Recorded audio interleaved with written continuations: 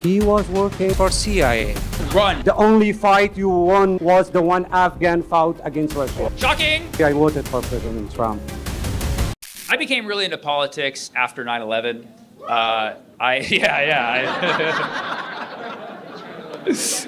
Either that means like me too, or like he's like, yeah, I was there. You know? But 9/11 is really what pulled me into politics, and I know that wasn't their intention. But I was a teenager when 9/11 happened. I was terrified. Like watching the whole thing was scary. I didn't even want to go outside. And so when I chose my career, I decided to do something where I could work from home. Isn't that ironic? 9/11 gave me an inside job.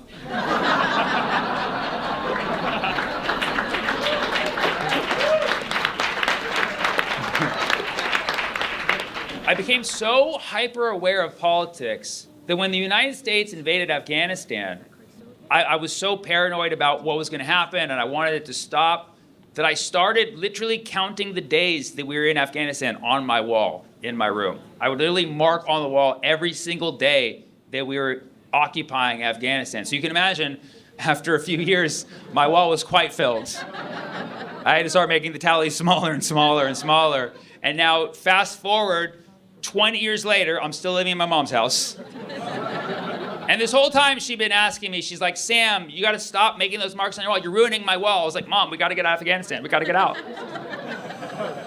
And so flash forward 20 years later, it's 2021. I'm still living in my mom's house and my wall is just full. And one day she just busts into my room and she's like, all right, enough's enough. You're gonna stop making marks on the wall. And I was like, well, it actually works out because Biden just pulled out of Afghanistan, which happened in August 2021. Biden pulled out of Afghanistan, not gracefully, might I add. It was his worst pullout fail since Hunter.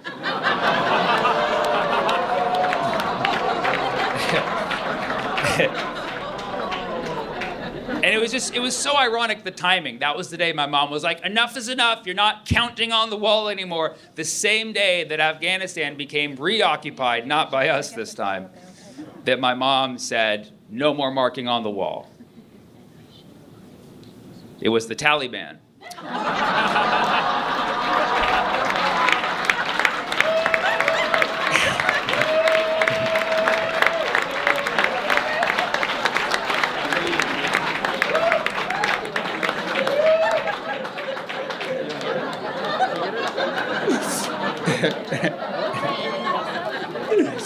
That joke was 25 years in the making. I went through 2 Sharpies for that joke. There was a shooting last week. I know, you're like, which one? It's America. There was a shooting in DC last week. 2 National Guard members were shot. I'm not gonna make jokes about them. That would be crazy. I'm simply gonna make jokes about literally everyone else. That's how you do comedy correctly. And so 2 National Guard members were shot in DC. And I don't know how much you know about the situation, but the National Guard shooter had ties to the CIA. Shocking! What a surprise. Every time somebody has ties, does everybody know the CIA except me? Osama bin Laden had ties to the CIA. Tyler Robinson had ties to the CIA. The CIA has ties to the CIA. Like, what happened to keeping the intelligence central? The shooter worked directly with the CIA. That should be the headline of every media coverage of this, but yet it's not because the media has ties to the CIA. So the suspect, and I'm not gonna say his name because I can't pronounce it, came here to the United States under a program called Operation Allies Welcome, which sounds like a cafe in Portland. And under this program, the United States government worked with Afghan nationals to fight Al-Qaeda. Now, if you're not familiar with Al-Qaeda, it's an organization that if you work your way high up enough, you can be invited to the White House.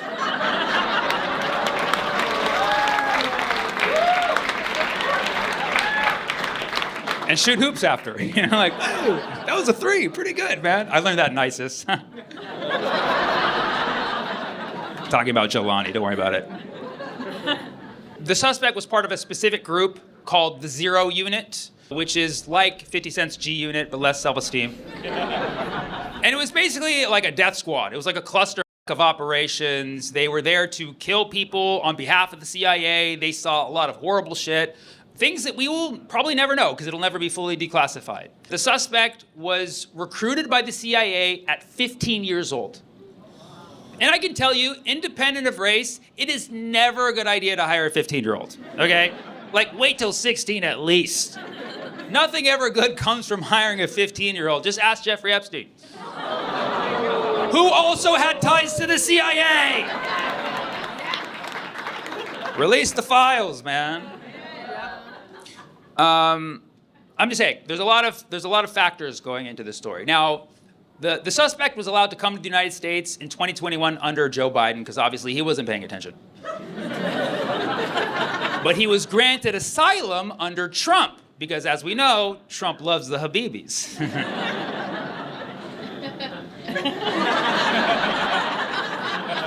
There's a lot of things weird about this story. They say that the suspect drove to D.C. from Washington State. Yes, it's like the CIA made up a lie but didn't check the work. They're like, oh, there's 2 Washingtons? We should have thought about that before asking ChatGPT.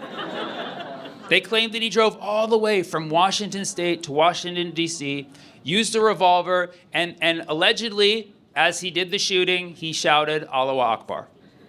Which, for those of you not familiar, that's Arabic for Happy Thanksgiving.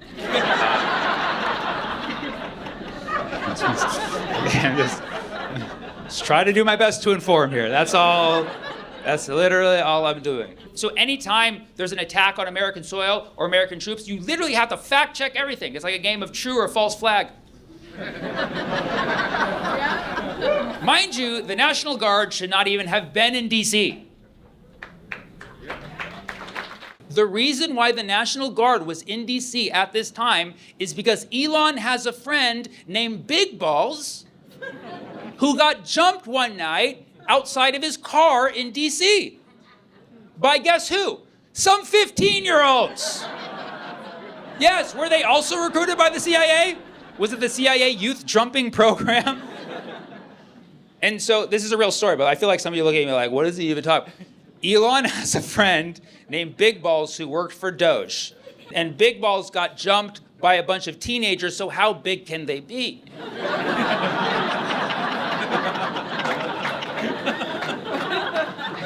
And this all happened in August in D.C.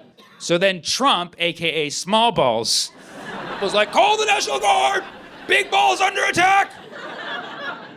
And so they summoned the National Guard. And you have personal accounts of a lot of people who work for the National Guard saying, like, I don't know why we're here. That was what a lot of people have been saying.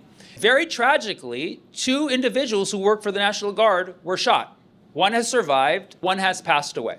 And when Trump was asked if he's going to attend her funeral in West Virginia, he gave a very presidential response. He said, I won West Virginia by a landslide. Like, that's probably not the best response.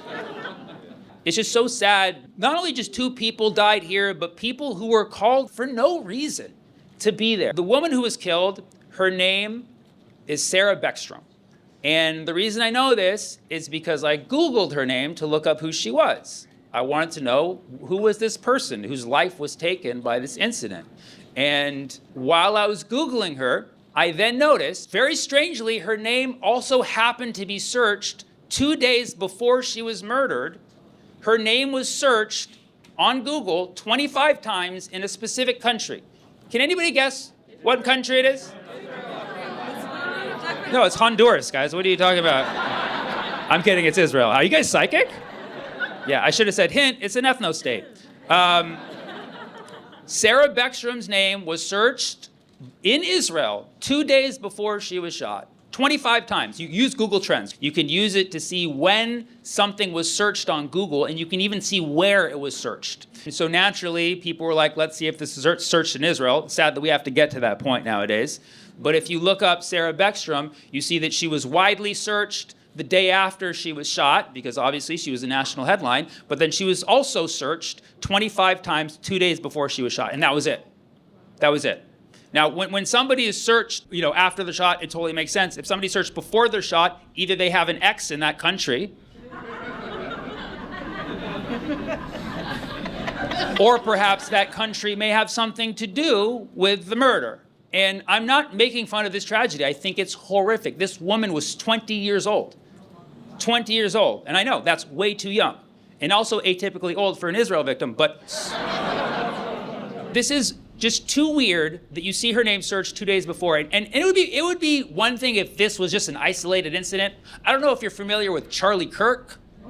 A bunch of people involved in the whole Charlie Kirk scandal were searched prior to Charlie's murder. For instance, Tyler Robinson was searched many times in Israel a few months before he became the shooter. The doctors at the hospital who were essentially said to have treated Charlie Kirk were searched a number of times, a few months before the shooting in Israel. And there's so many examples, you can look them up. Just basically bookmark Google Trends and regularly check to see if your name is searched in Israel. And if you see your name searched in Israel, run, dude. Just run. The suspect, his name was searched in the United States and a few other countries that exact same day, a couple hours before the shooting. So somebody knows something, is what I'm saying. And, you know, I'm open to buying the narrative that this was just a guy who suffered a lot of mental health issues after everything he did in Afghanistan and coming here and mental illness and mental health. I'm totally willing to accept all of that. And this is a horrible thing he did, and it was a tragedy. This woman was shot, and I'm willing to accept that that's the explanation. But I'm inclined to believe, based on the evidence, that something bigger is going on here. But even if it's just that this guy, as Trump said, went cuckoo, we know who's to blame. It's the United States government, dude. The United States government still takes the blame for this. And I'm tired of this. You're getting caught now because we have TikTok, we have Google Trends, okay? You're getting caught too much, okay? And the fucked up thing is they called out the National Guard to protect them in DC, and they completely failed them, and they're getting caught. They're getting caught in a lie because we can use the internet. Yeah, you got caught slipping. Mind I say, you let your guard down.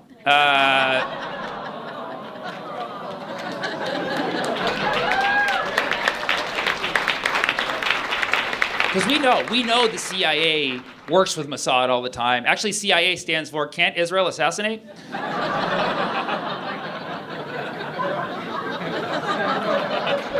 Yeah, I wrote some jokes, okay? And so now you have Kristi Noem saying the shooter was radicalized. Like, don't bring math into this, first of all.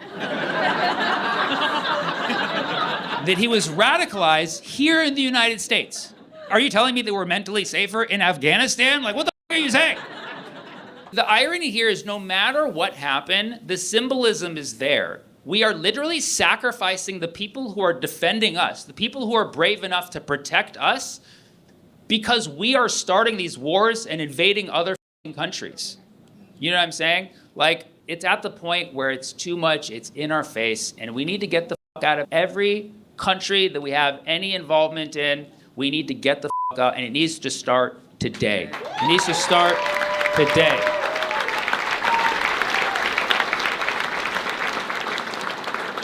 What's that?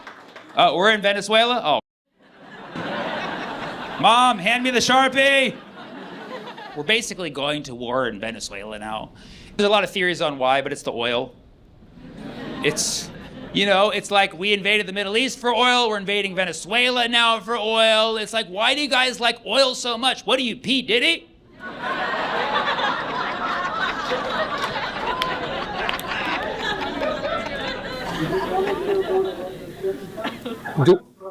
Yes, please, tell. Oh, you want to come up here?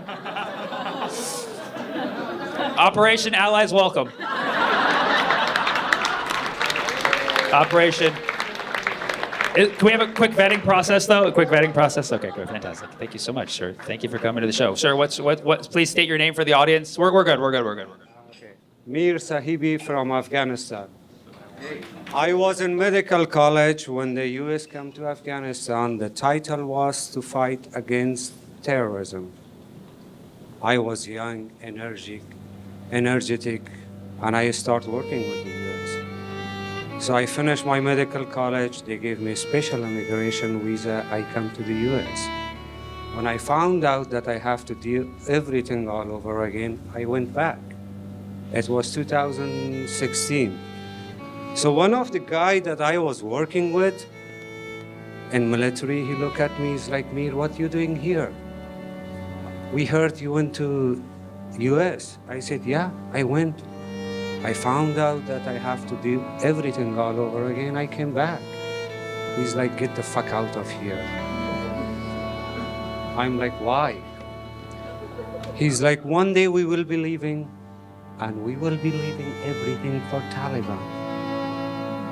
You and your family will be struggling and will have no way to leave, and they will kill you because of working with us. So anyhow, I find my way to start finding a job, working in plastic surgery, general orthopedic, spine. One of our great spine surgeons is sitting there. So anyhow, I started support Palestine.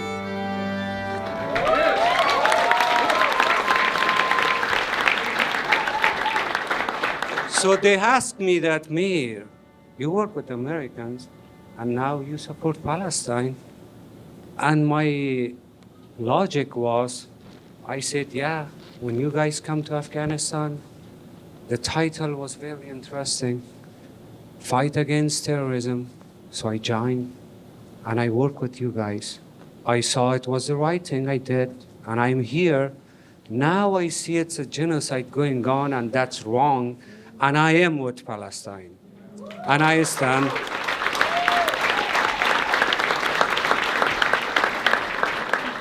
A couple weeks ago when Mandani he won the election, he went to the White House, and very greeting from the President Trump.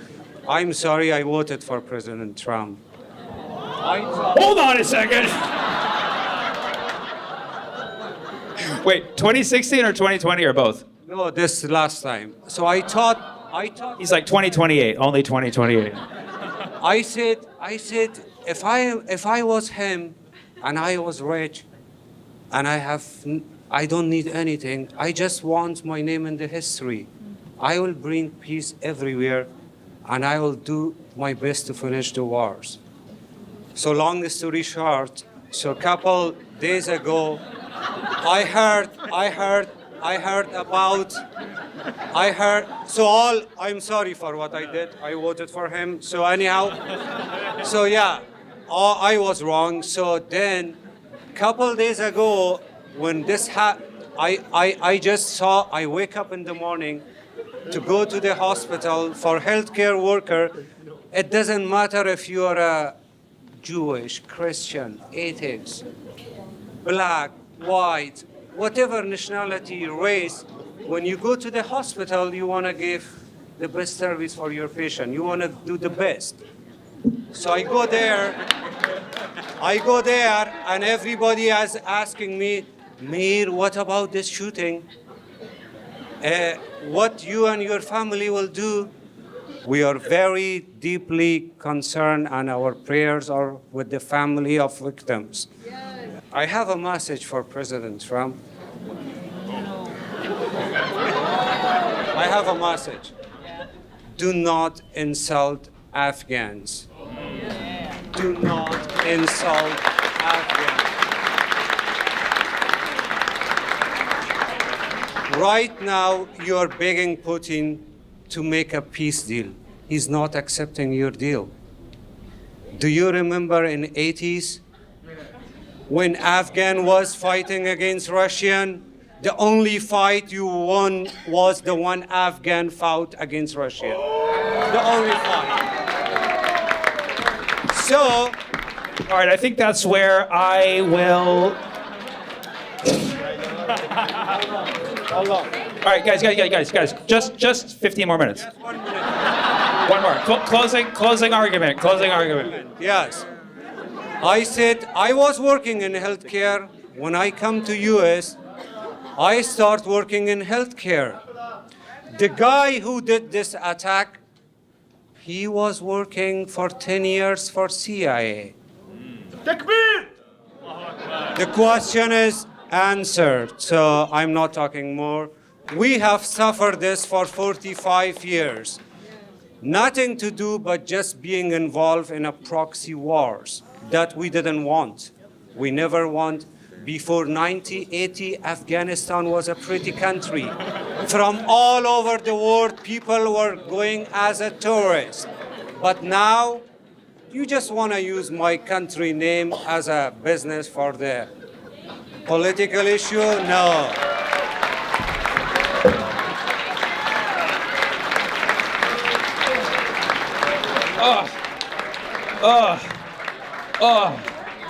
Wow.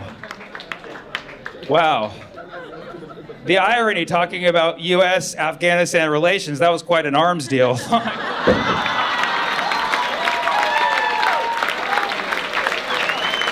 I love you, Dallas, and I'll be back next year. And until then, keep fighting the good fight. You guys are all fantastic people. I love you. Thank you.